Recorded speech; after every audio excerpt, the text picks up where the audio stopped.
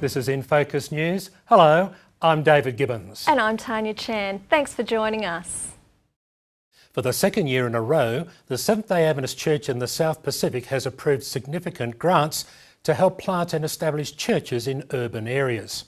4 churches, North Point in Melbourne, Springwood in Brisbane, Pakuranga in Auckland and the Tongan Church in Sydney, will share nearly $2.4 million to assist them with their major growth strategies and plans.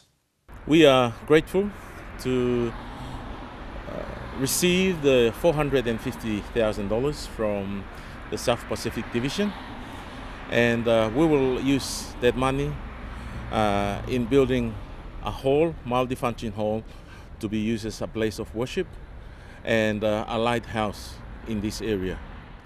And One Island Mission will also receive significant funding, taking total grant allocations this year to $3 million. The Morobe province in Papua New Guinea will receive $595,000 for a multi-purpose church near Lae.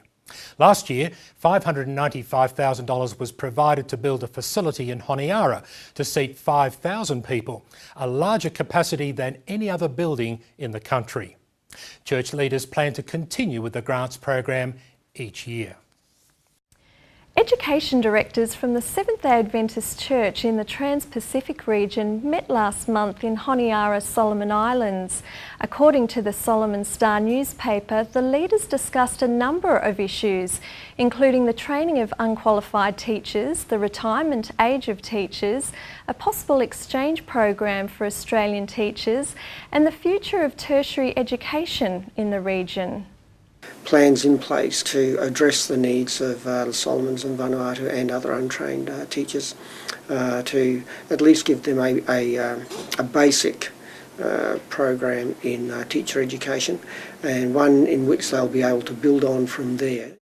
A new book by a retired pastor addresses questions about Adventist beliefs regarding the nature of God. The Trinity Doctrine for Seventh-day Adventists by Pastor Max Hatton has been launched as an electronic book on CD by the Adventist Church in the South Pacific. So I have included in here, as well as the biblical statements, some statements from Ellen White showing that the Trinity is true, and she accepted it. Undoubtedly she accepted it in her later life. It was quite clear. Pastor Hatton's earlier book, Understanding the Trinity, considered the topic from a biblical perspective. Now, the Trinity Doctrine for Seventh-day Adventists broadens the discussion to explore aspects of the doctrine in Adventist history and the writings of early church pioneer Ellen White. Education leaders from Seventh-day Adventist schools in Australia and New Zealand have been introduced to a spiritual formation model that underpins a new school religious studies curriculum. Speaking at the Hidden Springs Educational Leaders Conference last month, Pastor Ben Maxson provided compelling arguments regarding the usefulness of his spiritual formation model. Ben Maxson from America here speaking to our principals. And he is the author of the Spiritual Formation Model, which is the heart and soul of Encounter. Ben Maxson will give them a really good, solid understanding of what it is that underpins this whole new approach to Bible curriculum. 2 years ago, Australian and New Zealand curriculum officers started working together on developing Encounter, a new Bible curriculum that will be taught in schools in both countries. Adventists across the South Pacific will have the opportunity to give a special offering on June 20 to help fund chaplains in Pacific Island universities. The number of Seventh-day Adventist young people attending universities in Pacific Island countries has grown dramatically in recent years. Church leaders believe that chaplains provide essential ministry to these students, as well as reaching out to students from other faith backgrounds. The pressures of secularism, materialism and evolutionary science are affecting many of the students in universities across the Pacific.